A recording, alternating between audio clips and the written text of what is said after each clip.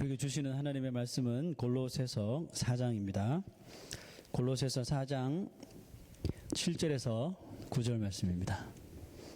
골로새서 4장 7절에서 9절 말씀까지 찾으셔서 같이 봉독하겠습니다. 봉독하겠습니다. 두기고가 내 사정을 다 너희에게 알려주리니 그는 사랑받는 형제요 신실한 일꾼이요 주 안에서 함께 종이 된 자니라.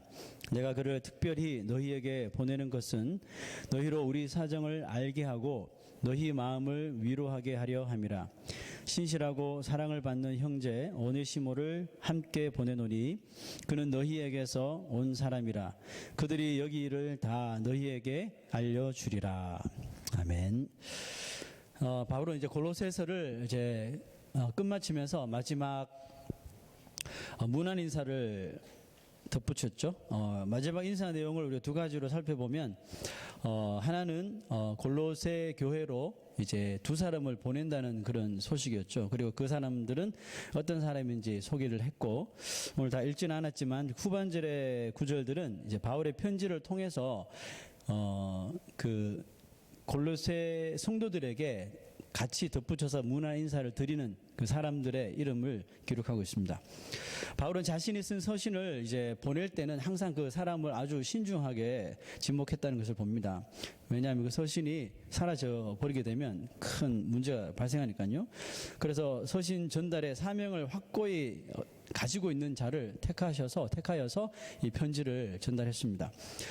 골로새서도 이 두 사람을 통해서 골로새 교회로 이제 보내게 되었는데, 한 사람은 우리가 보았던 두기고라는 사람이고요. 또 한 사람은 오네시모라는 사람입니다. 바울은 이 두 사람을 아주 신뢰하였다는 것을 우리가 읽은 말씀을 통해서 느낄 수가 있는데요. 이 두기고와 오네시모는 어느 누구보다도 그 바울이 이 감옥에 갇혔을 때 그때의 상황을 잘 알고 있었는데, 실제로 이 바울이 감옥에 투옥되어 있었던 그 많은 시간 이 바울과 함께 했었던 사람이 바로 두기고고 또 오네시모였습니다. 그러므로 바울이 이 두 사람을 선택하여서 이 서신을 보내려고 했던 목적은 감옥에 있는 자신과 또 다른 동역자들의 처해 있는 상황, 또 상태, 또 건강 상태 뭐 이런 거, 왜냐하면 동역자들이 감옥에 갇혀 있다는 것을 알고 있는 성도들은 아주 근심 속에 있기 때문에 그 성도들의 마음을 위로하려고 한 것입니다. 오늘 이 두 사람 중에서 좀 집중해서 보려고 하는 사람은 오네시모라는 사람입니다. 두기고와 다르게 오네시모를 소개할 때 바울은 이런 말을 했습니다. 그가 너희에게서 온 사람이다 라고 했던 말에 좀 주목해 봤으면 좋겠습니다. 너희에게서 온 사람이라, 이 편지가 어디로 가죠? 골로새로 가죠. 그러니까 오네시모는 골로새에서 온 사람이라는 것을 알 수 있겠죠. 이 사람은 이 빌레몬이라는 사람의 그런 노예, 종의 삶을 살았던 사람입니다. 그러나 이 골로새에서 이 오네시모라는 이름을 기억하고 있는 사람이라면 이 오네시모에 대하여서 좋은 평가는 내리지 않습니다. 왜냐하면 그가 빌레몬의 집에 있을 때 큰 잘못을 저지르고 그곳을 도망쳐 나왔던 종이었기 때문에 아마 현상금이 좀 붙었겠죠, 그죠? 그래서 뭐 잡으려고 했던 사람도 있을 것이고, 그래서 로마로 도망 나온 종이었습니다. 빌레몬에게서 도망쳐 나온 오네시모는 그 로마에서 이리저리 도피 생활을 하다가 바울을 만나게 됩니다. 바울을 만나자마자 예수를 만나게 되죠. 예수를 영접하게 되었고, 바울은 나중에 빌레몬에게 그 오네시모를 소개할 때 그가 나의 신복이다 할 정도로 아주 신실한 주의 종이 된 것을 봅니다. 이런 생각이 들었어요. 바울은 왜 하필 많은 그 믿음직한 제자들이 있었을 텐데 골로새에 대하여서 안 좋은 과거, 또 좋지 않은 기억, 또 가면 큰일 나는 사람, 왜 이 오네시모를 택했을까, 이런 생각이 들었습니다. 그리고 그 바울의 제안을 들은 이 오네시모의 반응이 어땠을까? yes sir 하고 갔을까? 아니면 저는 가면 죽어요, 못 갑니다 했을까 궁금해요. 바울이 오네시모를 골로새서를 전달할 적임자로 세운 이유는 두 가지로 봅니다. 첫째는 뭐 지금처럼 교통이 발달한 지역이 아니라 그때는 정말 찾아서 물어 가야 하는 곳이죠. 그래서 골로새 출신인 오네시모가 가게 된다면 누구보다도 잘 전달할 수 있을 거라 생각이 들었고, 두 번째는 그가 골로새로 돌아가서 해야 할 그 서신을 전달한 일 외에 더 또 중요한 일이 있었기 때문이라고 생각합니다. 뭐 첫 번째는 우리가 쉽게 이해가 되겠지만, 두 번째는 과연 어떤 중요한 일이 있었을까? 뭐 대충 짐작을 하시겠죠. 제가 그 과거를 말씀드렸으니까.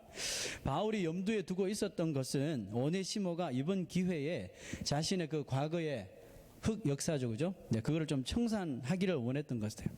골로새 교회에 서신을 전달하는 것도 막중한 임무지만 그에 앞서서 오네시모는 옛 주인이었던, 또 아주 폐를 끼쳤던 그 빌레몬을 찾아가서 과거의 행동에 대하여 용서를 구하는 것이라 이 바울이 생각했던 것 같습니다. 아마도 바울은 골로새서를 쓰기 시작하면서 골로새 교인들에게 이 편지를 쓰면서 내가 오네시모를 그곳에 보내야 되겠다, 아마 이것을 염두에 두고 이 서신을 썼을지도 모릅니다.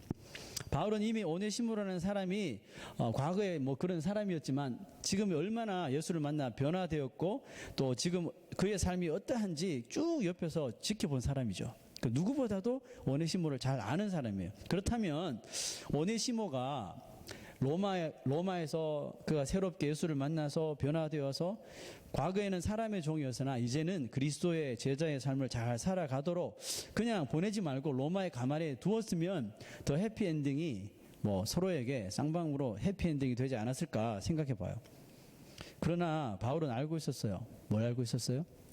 오네시모가 비록 예수님 영접하고 새 사람이 되었지만 그 삶 한구석에, 그 마음 한구석에는 항상 이 빌레몬, 옛 주인이죠, 빌레몬에 대하여 그 양심에 항상 가책을 받고 있다는 것을 느꼈어요. 그래서 바울은 오네시모에게 이번에 기회를 준 것입니다. 그리고 골로새로 돌아가는 오네시모를 위해서 바울이 이 오네시모라는 종이 얼마나 이제 변화된 사람인지를 이제 알려주기 위해서 그의 삶에 대해서 설명하고 또 이제 그를 용서하고 받아줄 것을 부탁하기 위해서 이 빌레몬이라는 사람에게 편지를 썼는데, 빌레몬도 참 부자였지만 일찍이 그 바울을 통해서 예수님을 영접했던 사람입니다. 그래서 편지를 썼는데 그 편지가 뭐냐 하면 또 신약 성경에 빌레몬서라는 신약 성경이 있죠. 그 짧은 그 글이 빌레몬에게 오네시모를 잘 부탁한다는 그 글입니다. 바울은 오네시모와 빌레몬의 관계가 예전에 주인과 종의 관계를 이제 좀 끊어버리고 이제는 두 사람 다 예수 믿는 사람 되었으니까 오직 그리스도만을 주로 섬기고 자기는 그리스도의 종으로 여기는 그런 관계가 되기를 원했어요. 바울이 빌레몬에게 보낸 서신의 내용을 이제 조금 좀 살펴보려고 하는데요. 한번 넘겨주실까요? 자, 한번 보겠습니다. 이런 글을 썼습니다. 그가 전에는, 오네시모죠. 그가 전에는 너에게 무익하였으나 이제는 나와 너에게 유익함으로 내게 그를 돌려보내노니 그는 내 신복이라. 자, 그 다음 구절요. 그를 내게 머물러 있게 하여 내 복음을 위하여 갇힌 중에서 너 대신 나를 섬기게 하고자 하나, 그 바울도 별로 보내고 싶은 마음 솔직히 없는 거예요. 오네시모처럼 옆에서 그렇게 잘 충성스러운 종이 없었거든요. 다만 너의 승낙이 없이는 내가 아무것도 하기를 원하지 아니하노니 이는 너의 선한 일이 억지같이 되지 아니하고 자의로 되게 하려 함이라. 그 다음 구절요. 이후로는 종과 같이 대하지 아니하고 종 이상으로 곧 사랑받는 형제로 둘 자라. 네, 그 종을 가지고 있는 주인에게 부탁하는 이야기입니다. 이제 종으로 받지 말고 주의 형제로 받아라. 그 다음 구절요. 그를 영접하기를 내게 하듯 하고 그가 만일 내게 불의를 하였거나 내게 빚진 것이 있으면 그것을 내 앞으로 계산하라. 네, 빌레몬서는 한 장밖에 없어요. 짧은 성경이니까 한번 집에 가셔서 빨리 한번 읽어보세요. 어떤 내용들이 더 있는지.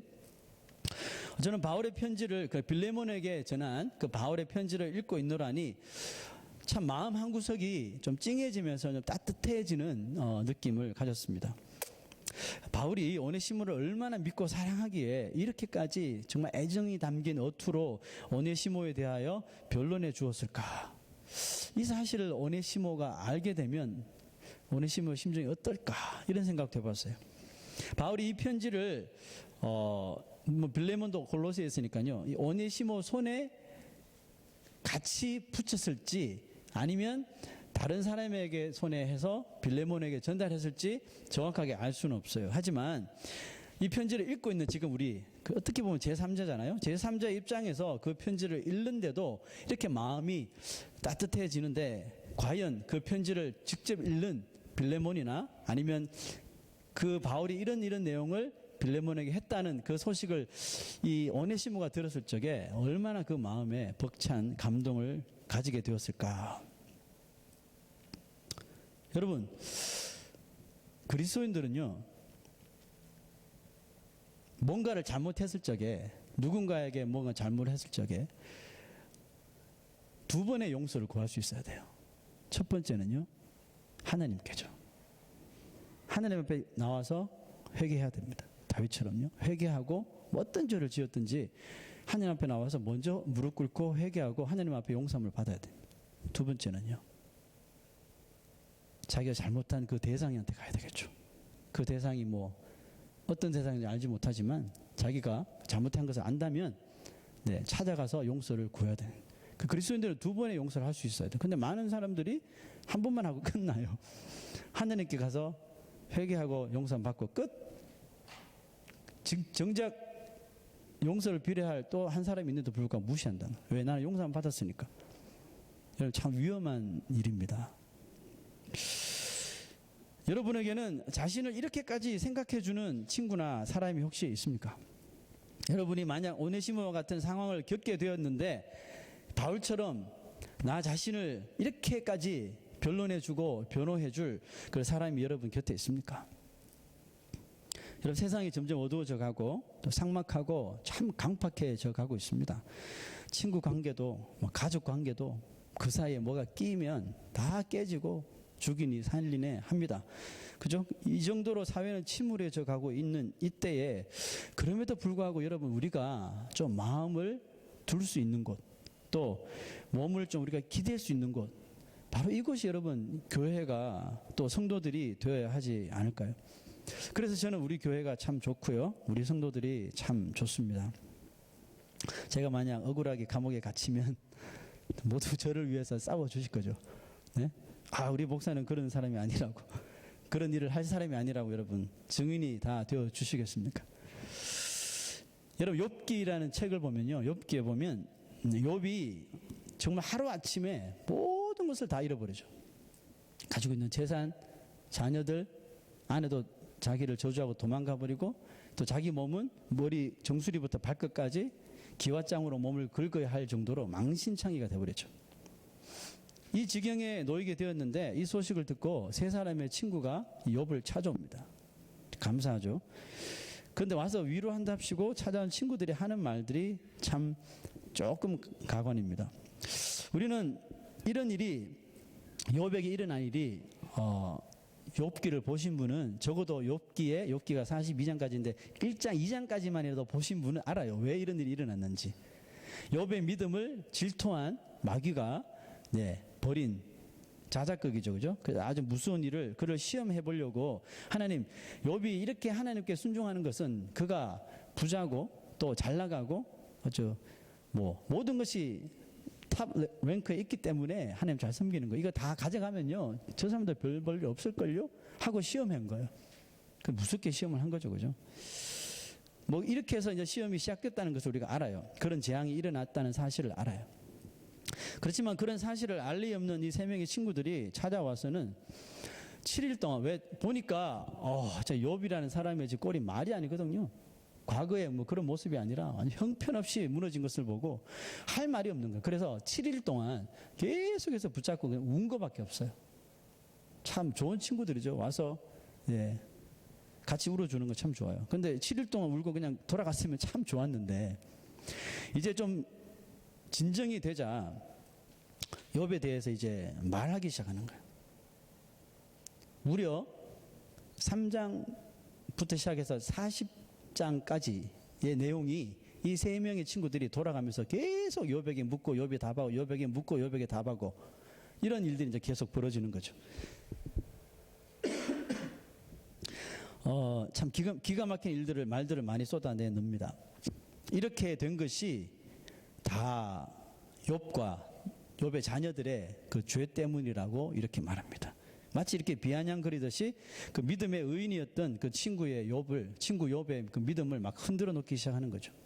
그 중에 보면 그 두 번째 친구가 욥에게 이런 말을 해요. 그 다음 구절 한번 보여주실래요? 어디서 많이 보았죠?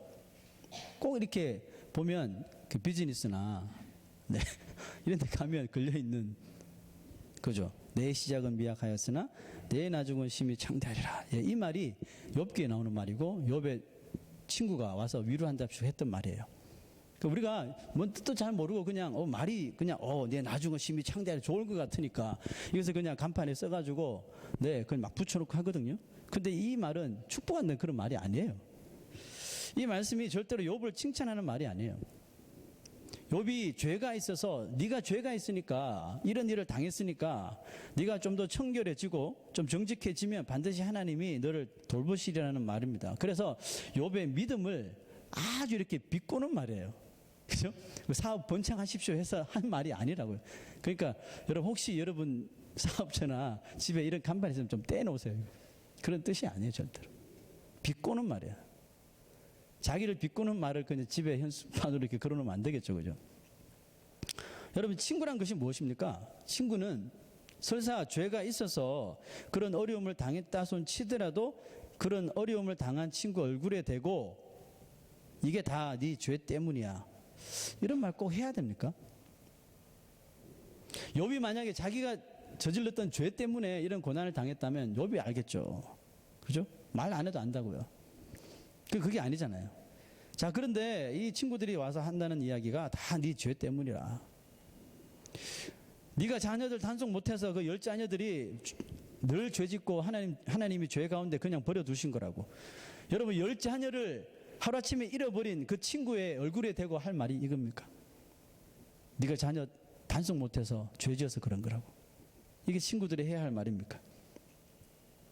이 대화들 가만히 보면요, 이 세 친구들 하는 말에 늘 하나님 믿음 나와요. 그런 걸 보면 모두 하나님을 믿는 신앙인들이에요.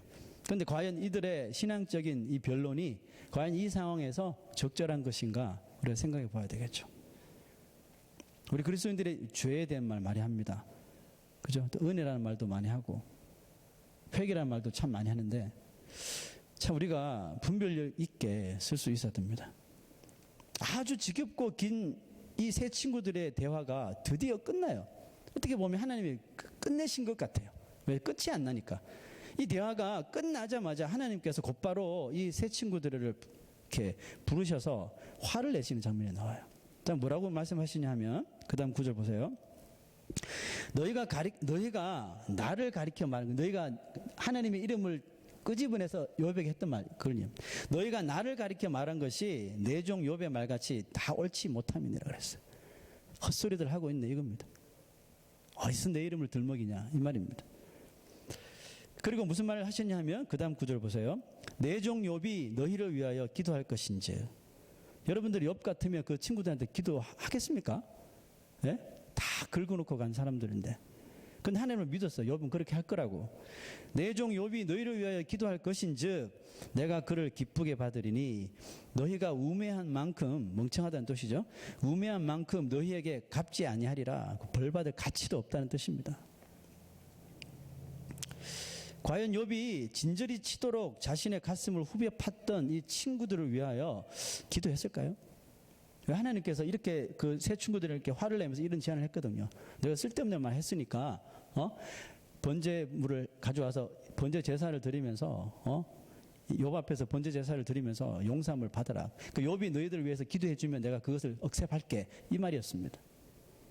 욥이 과연 했을까요?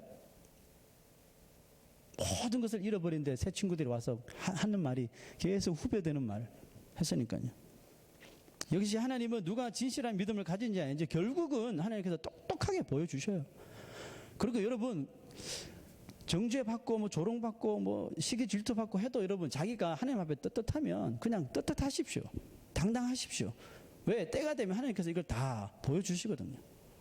역시 하나님은 누가 진실한 믿음을 가진 자인지 마지막에 정확하게 보여주셨어요. 욥이 그의 친구들을 위하여 기도해 주는 거예요.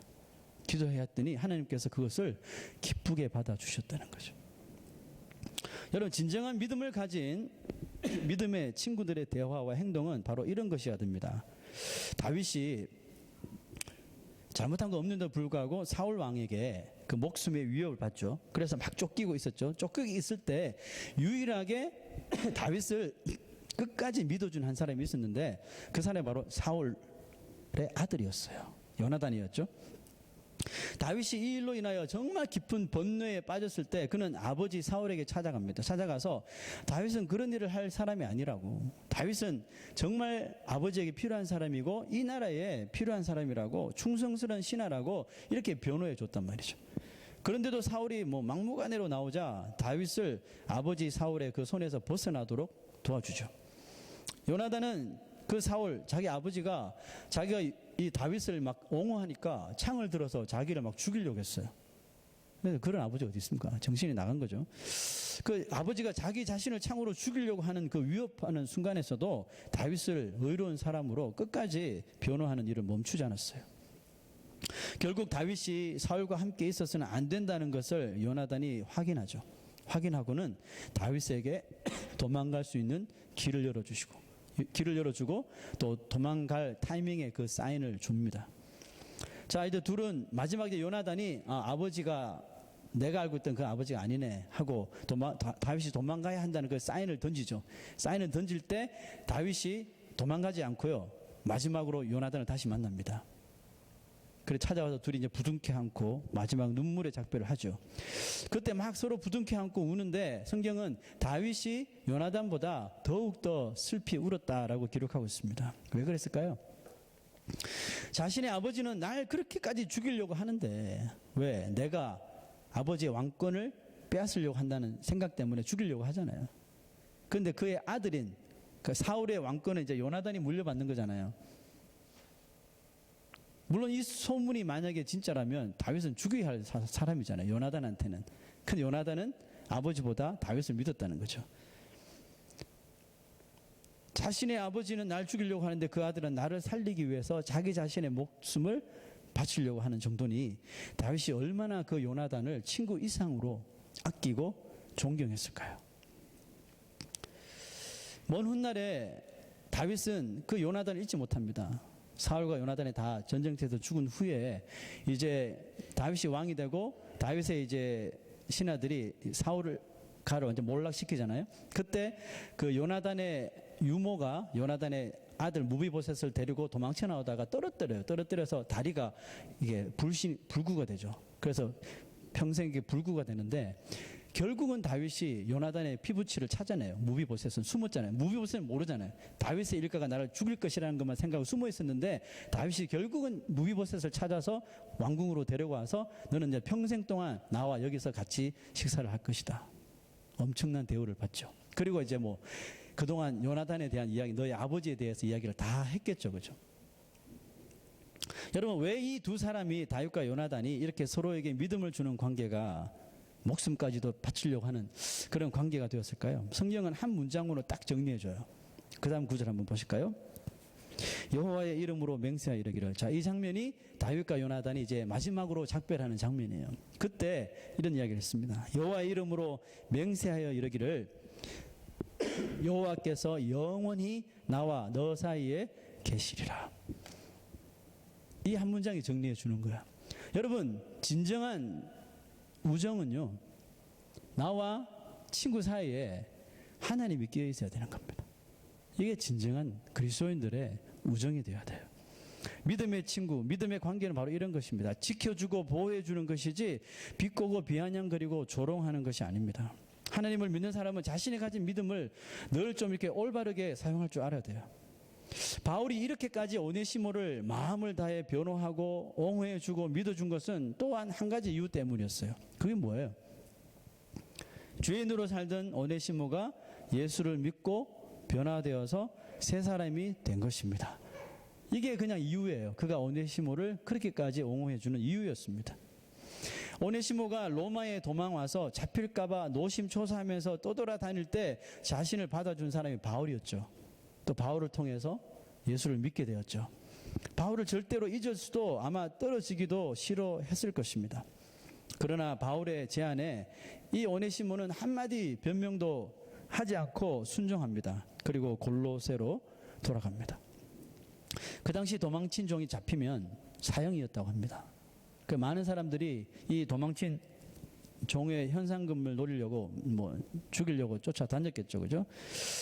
그런데 이 오네시모가 그거 무시하고 그곳으로 친히 두 발로 걸어 들어간 것입니다. 무엇 때문이었죠? 바로 믿음의 형제 자신을 위해서 목숨까지 아끼지 않는 바울의 믿음의 충고 때문이었습니다. 그리고 무엇보다도 바울을 통해 믿게 된 예수 그리스도 때문이었습니다. 하나님이셨던 예수님은 마치 하나님이 우리 같은 죄인들을 사랑하셔서 이 땅에 보내신 바로 사랑의 편지이십니다. 예수님은 우리에게 하나님이 보내신 사랑의 편지예요. 그 편지이신 예수 그리스도를 통하여 우리는 하나님의 크고 놀라우신 사랑을 아주 깊이 이해하고 깨닫게 된 것입니다. 그 편지를 읽고 삶이 변화된 사람은 하나같이 뭘 합니까? 이 편지를 아직 모르는 사람에게, 이 편지를 받지 못하는 사람들에게 이 편지를 어떻게든지 전하려고 하는 거죠. 왜?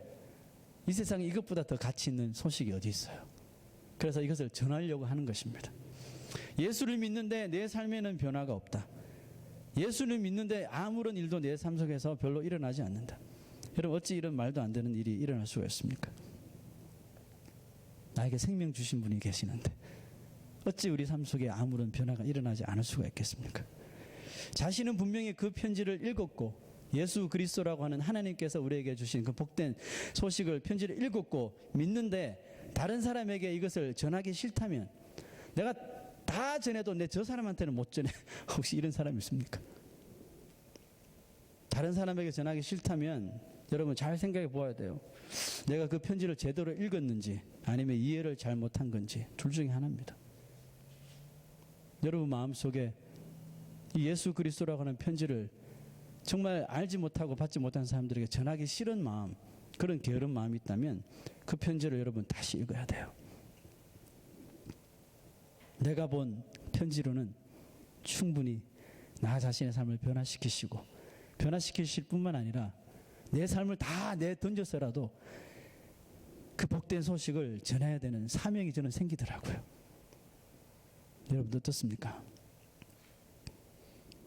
조금이라도 내 마음에 여러분 그런 마음이 없다면 그 편지를 다시 읽으세요.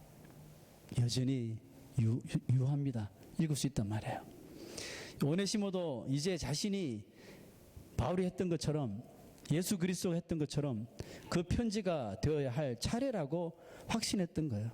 그래, 주님께서 그렇게 하신 것처럼, 바울이 인생들을 위해서 그렇게 한 것처럼 이제는 내가 이제 그 편지가 되어야 할 차례구나 확신한 거예요. 골로새로 들어가자마자 붙잡혀서 목이 달아날지도 모르지만 오네시모는 전혀 두려워하지 않는 거예요. 이미 새 생명을 얻었는데 그 목숨이야 하면서 들어간 거예요. 마치 요나단이 자기 생명을 아끼지 않고 다윗의 목숨을 지키기 위해 그를 찾아간 것과 같은 거죠. 혹시 자기는 붙잡혀 죽음을 당하더라도 그 편지만큼은 이 골로새 땅에 전하려고 했던 것입니다. 오네시모에게는 아마 빌레몬을 만나는 것보다 어떻게 보면 이 편지를 전하는 것이 더 중요한 임무였을지 모르겠습니다. 사도 바울은 이렇게 고백합니다. 내가 복음을 부끄러워하지 아니하노니 그랬습니다. 이 시대에 복음을 너무 부끄러워하는 사람들이 많아요. 시간이 없대요. 아직 때가 안 됐대요. 왜 그 때를 자신이 판단합니까? 하나님이 판단하시는 거죠. 사도 바울은 내가 복음을 부끄러워하지 않기 때문에 때를 놓치지 않고 그냥 때를 얻든지 때를 못 얻든지 그 편지를 전하는데 삶을 다 던진 겁니다. 여러분, 예수 믿는 것이 부끄럽습니까? 자신이 그분의 편지가 되는 것이 두렵습니까? 이 세상에는요, 배달되지 않는 수많은 편지들이 있다고 합니다. 어떤 편지는 분실되고, 어떤 편지는 도둑 맞고, 어떤 편지는 싣고 가다가 차가 뒤집어지고 비행기가 떨어지고 하면서 통째로 편지가 없어지고, 그것도 받아야 되는데 못 받는 경우가 참 많다고 합니다. 하지만 이 세상에는 분명히 무슨 일이 있어도 목적지에 또 그 사람에게 도착해야 할 편지가 한 통 있는데요. 그것은 바로 하나님이 보내신 예수 그리스도이십니다. 바로 우리들은 그 편지를 전해줄 사명을 받은 예수 믿는 사람들입니다. 여러분, 제발 욥의 친구들처럼 편지 전하지 마십시오. 전하고도 욕먹는 겁니다. 우리가 편지를 전할 때 요나단처럼요, 바울처럼, 또 이 오네시모처럼 자기 생명을 각오하고 편지를 전달해야 합니다. 그렇게 하기 위해서는 제일 필요한 것이 뭐예요? 변화되는 것이죠. 내가 변화되어야지 올바로 전달할 수 있습니다. 내가 편지의 내용을 읽고 이분이 나를 위해 이렇게 죽으셨구나. 그 인생에 이 편지를 읽고 전혀 삶의 변화가 없는데 이 편지를 무슨 수로 전해줍니까? 감동을 받고 내 삶을 하나씩 뜯어 고치며 변화시키는 후에 이 편지를 전달해야 합니다.